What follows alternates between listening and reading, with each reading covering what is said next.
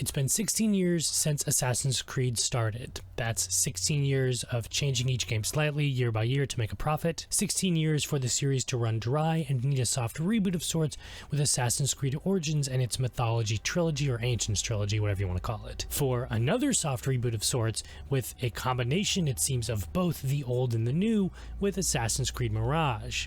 So in preparation for Mirage, I've decided to replay the entire series, starting first with Origins and the new series before heading back to the past with the older games to see how far Assassin's Creed has come and how it's changed for the better and for worse, its ups and downs, as well as a general look into each game, as it's been long enough since I played each game to be relatively fresh, and it's my first time going through this new RPG trilogy. In 2007, Assassin's Creed was released. An instant hit, Patrice Désilets, the creator, coming fresh off of another lightning in the bottle release, Prince of Persia: The Sands of Time, wanted something fresh.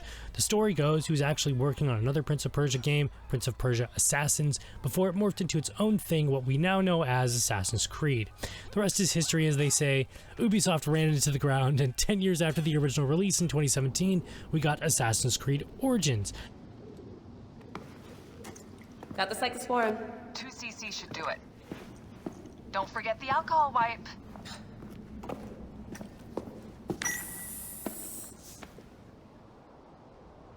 I wish I was there to help. You do a good job looking after me, even from the hotel. And I know how you like your aircon.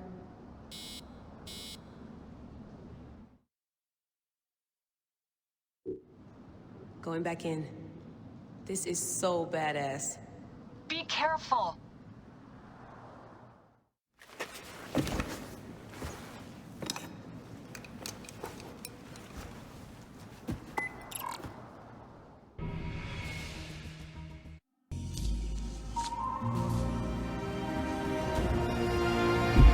What the fuck is this piece of shit? Promising something new for the series and giving us the origins of the Brotherhood of Assassin's Creed. Traditionally, Assassin's Creed's formula is conspiracy, technology, history, and simplicity.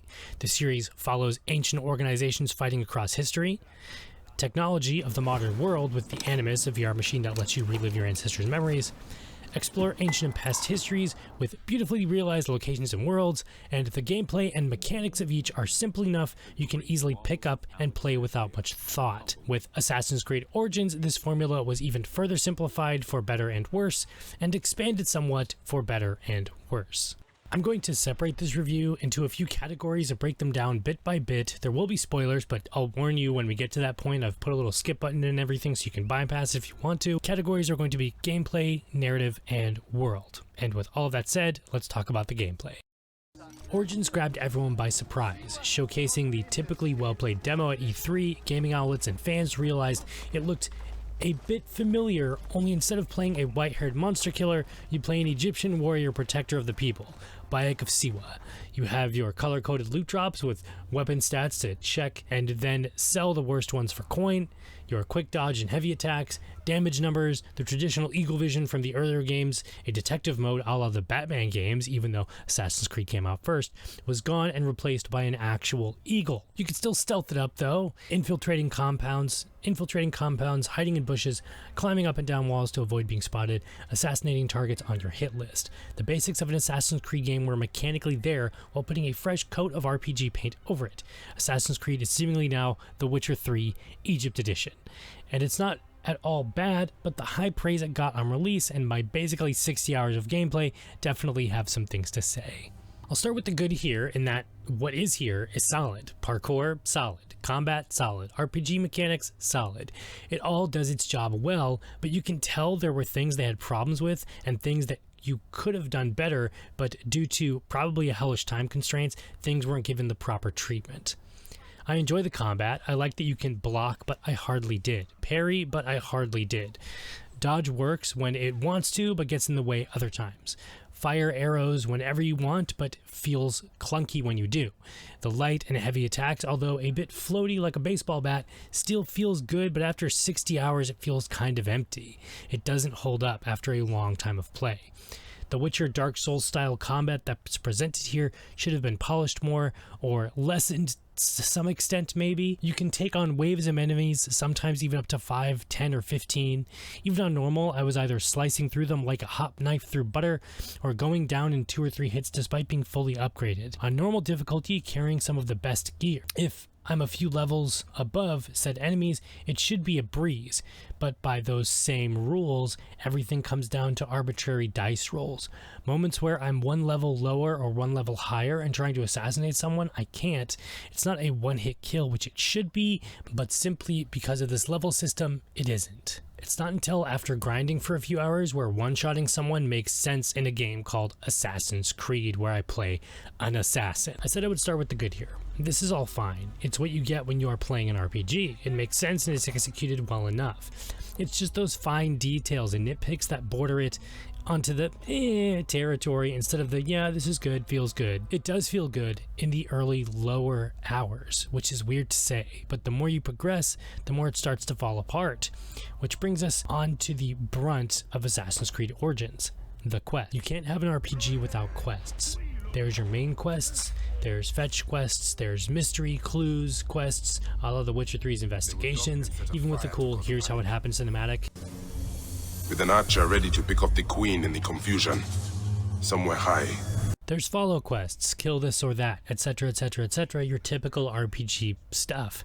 And some are really good, from a narrative standpoint, but dull otherwise. Bayak meeting up with an old playwright friend to talk about politics and help the theater, great. Doing the quest, dull. Having it lead up to an assassin target, great. Infiltrating the same base for that main quest that you just infiltrated for the 3rd time doing side quests, dull. Bayak meeting up with an old friend and protecting the animals, great narrative. Escorting a giant albino man-eating crocodile, funny and unique, but it's still an escort quest. Doing gladiator stuff for the narrative and a quest, fine time killer and you rack up XP, cool, but I've just done it for a main quest. Why would I want to go back and do it for a side quest other than to grind away? The list goes on. Outside of your main quests, a bunch of the side quests, while interesting narratively, are dull to execute.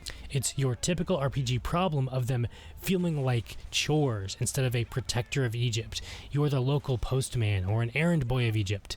Bayak of Siwa is now Bayak of the UPS store. My only reason for doing nearly all of the side quests on this first and maybe only playthrough for a really long time anyway is the narrative. I wanted to see what adventures awaited me and the people I would meet. The loot you would even get from some of these isn't even worth it most of the time, which really sucks, and that's doubly so for the bandit camps. Throughout Origins you can raid camps with an objective of looting and killing this and that soldier.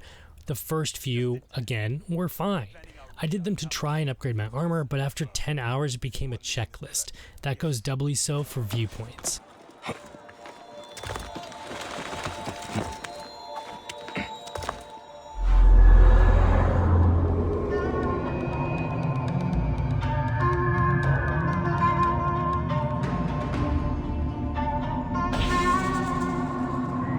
Since the series' inception, it sees you climbing incredibly high areas to get a view of your surroundings, uncovering more markers on your map and side quests, and being able to fast travel. Now, I never got tired of this. The vistas you see are simply gorgeous, a true sight to behold, but that doesn't change the fact it's part of a checklist now for you to mark off, and some quests are so far away from each other. I did it simply because I knew I could fast travel at that point. Don't get me wrong, the world is gorgeous, but I definitely went into autopilot mode throughout my journey because of the distances here. And I hear Assassin's Creed Odyssey is even worse.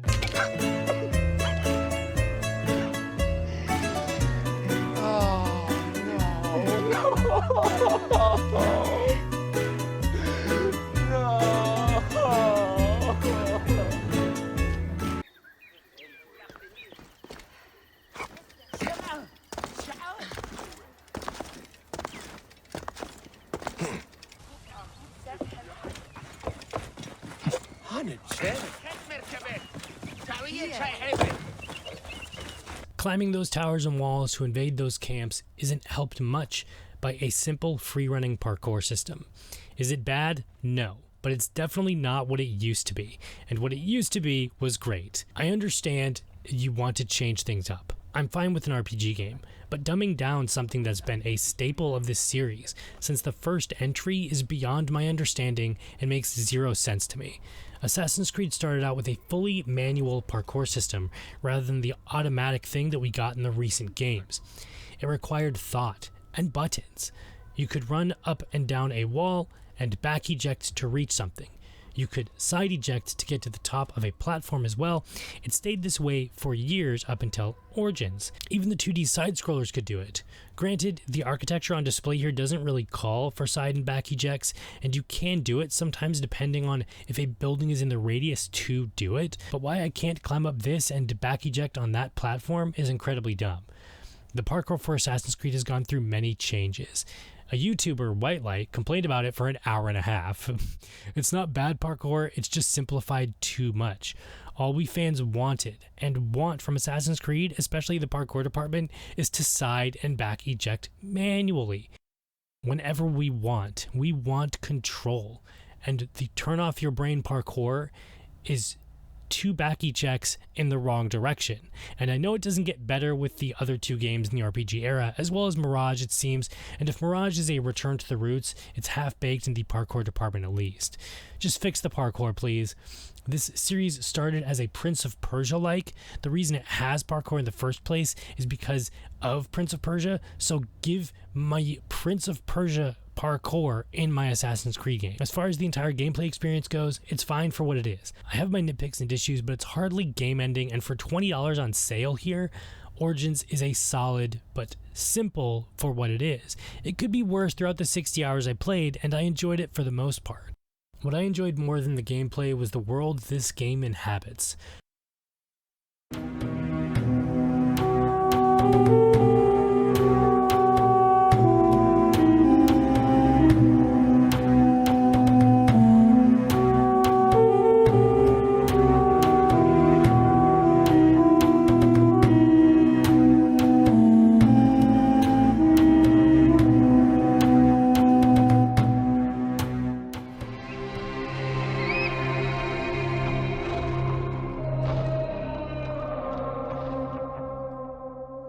Ptolemy-era Egypt is simply stunning. I feel the sand in my feet, the heat of the sun, the cooling waters of the oasis. I smell the animals, the dusty ancient smell of the tombs. Everything here is so well realized, and it's only multiplied by the virtual tour they have included here. A big win for Ubisoft on this one. The moment Assassin's Creed 2 started being used for history classes, an example of architecture, and to feel everything is the moment I always thought they should include something like this. It's a shame it wasn't in earlier games, but I'm definitely glad it's here in this one and the other RPG games. You truly feel you are living in this world, and as overwhelmingly large Egypt is, and the expanded areas of the DLC even are, I never got tired once of it. This is a game I'll keep on my hard drive simply to dive into and explore the wonders of the world of ancient Egypt. The sound design here is also top-notch, with different footstep noises when walking on sand or wood or wading through water. It's this strange mix of electronic and classic orchestral music as well, and Middle Eastern music, that gives it this sort of authentic, otherworldly feel. But words don't really do justice to what I've just explained, so here's a little bit of a montage.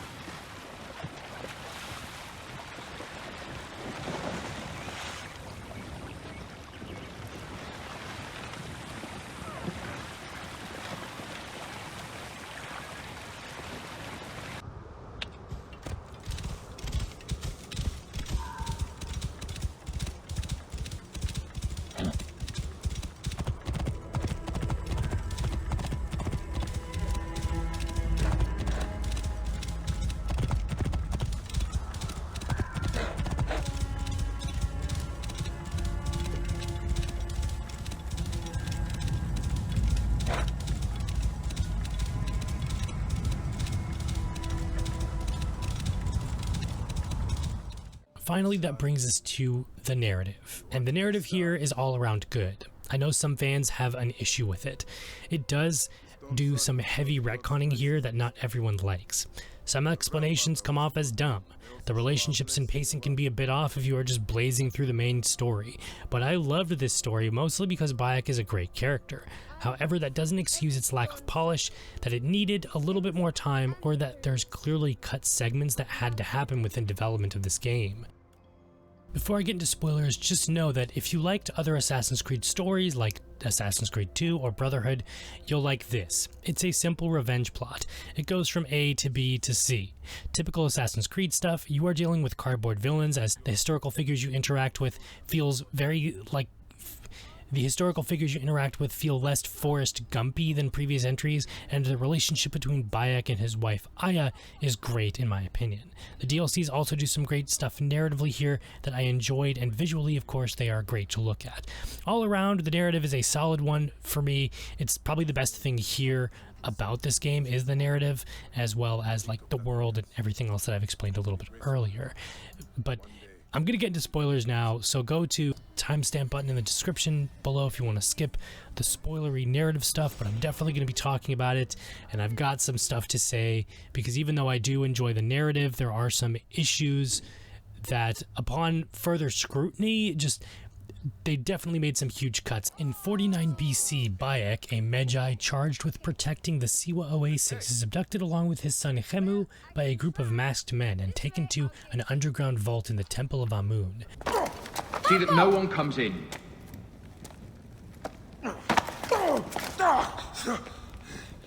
Camel, are you hurt? Go ahead. Try it your way. I'll leave my son out of this! Your son has something to explain to you.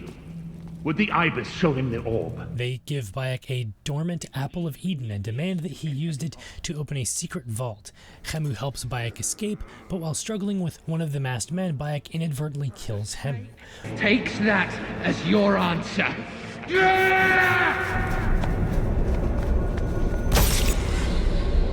Ah, no! No! Camel!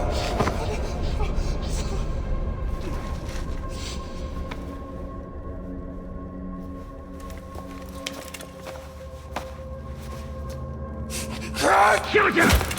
1 year later, Bayak has exiled himself to track down the 5 masked men and take his revenge. Snip the air that day in Siwa! Nothing. Father to nobody!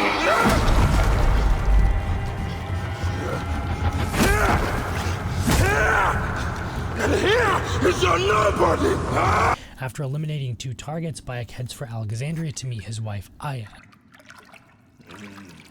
I've missed your touch. I have missed touching you. I killed as well. Actaeon. I hunted him down and discovered a mask in his room. Aya reveals that she has also killed 2 masked men, leaving only 1 target. Bayak identifies the royal scribe Eudoros as the last target and assassinates him.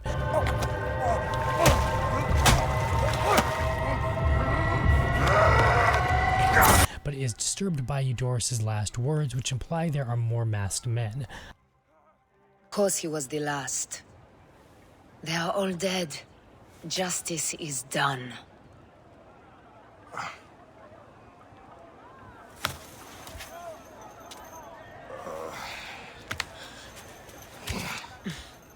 If there's any question, Apollodorus will know. He knows all. Aya directs Bayak to her friend Apollodorus for more information. Apollodorus introduces him to Cleopatra, who confirms that the masked men are members of the Order of Ancients, which ousted her from the throne and seeks to control Egypt using Ptolemy as their puppet. Eudoros was a member of the Order of Ancients. They are responsible for my exile. They tore me from my throne. And why should I care about them? Well, the snake has many heads. Those heads make up the Order. The snake is the man who killed my son. It is not so simple. So the snake is the Order of Ancients? Yes. Eudoros was known as the Hippo. You are right, my love. He was not the last one. All of these are. When the Order wants something, as in Siwa, it does not hesitate to crush all in its path. Here is our first issue.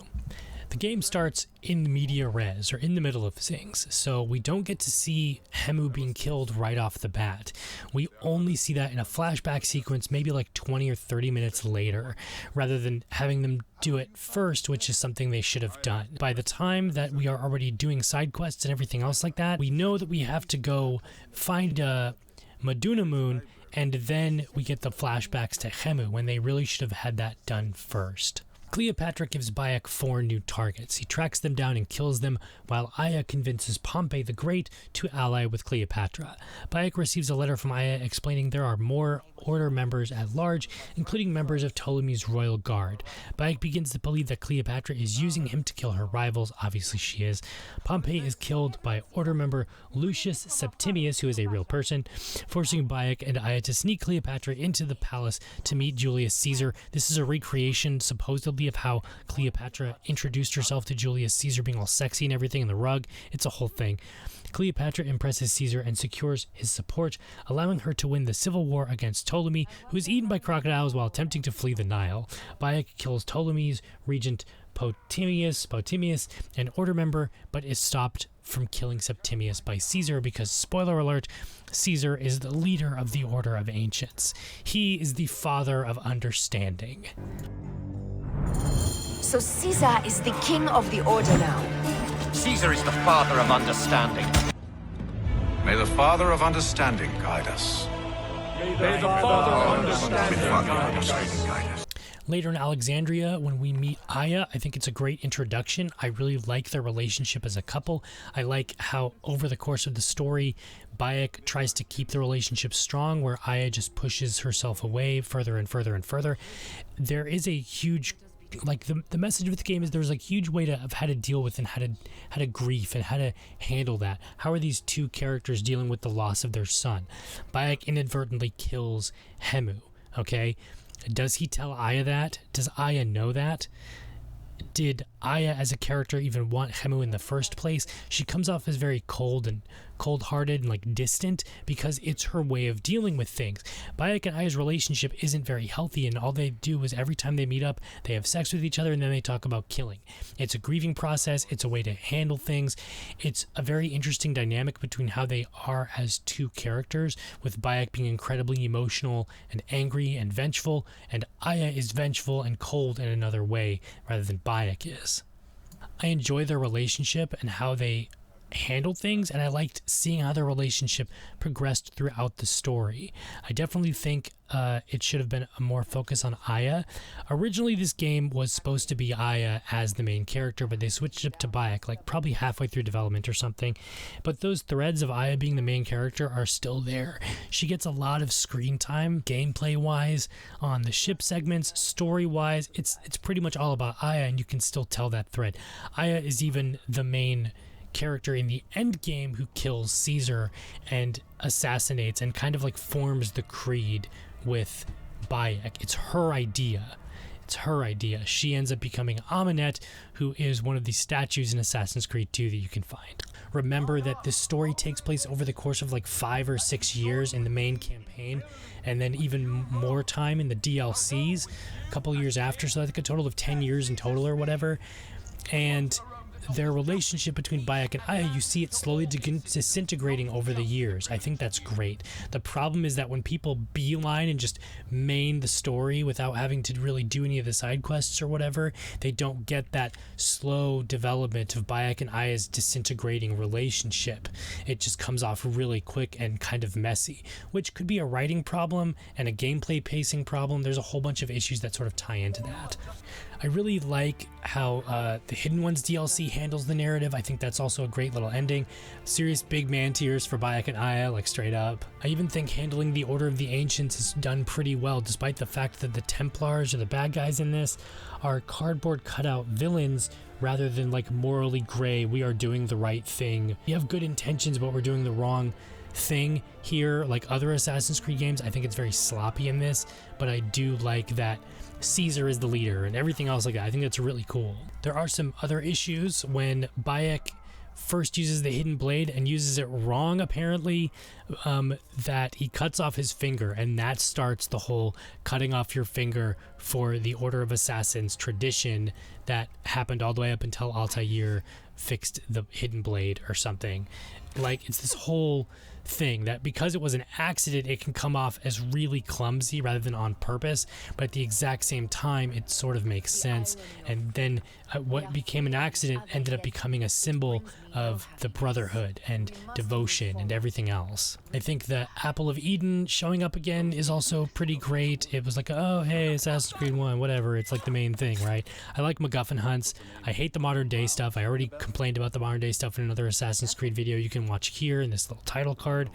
The modern day stuff hardly shows up in this, which is fine by me, but I definitely think if it were gone altogether, they could have fleshed out the story more. There's some very obvious cuts to the story, like Caesar doesn't show up until the very end. He's not hinted at or mentioned or whatever until the very end of the game, the last couple of hours. It's very messy how he shows up just all of a sudden rather than slowly being part of the main story regardless.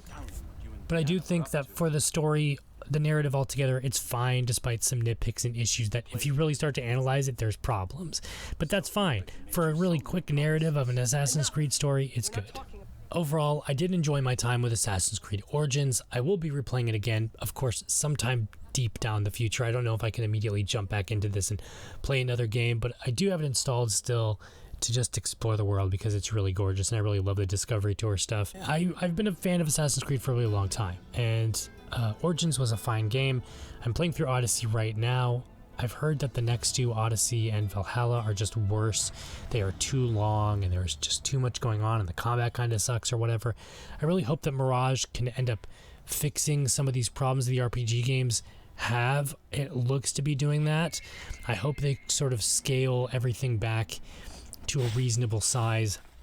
I hope that's where Assassin's Creed goes in the future, but overall, I liked Origins. It's a good game. For $20 or something, you can't really beat that deal. That's pretty much it. I hope you guys have enjoyed this video. I've been Calypso, and I will see you in the next one.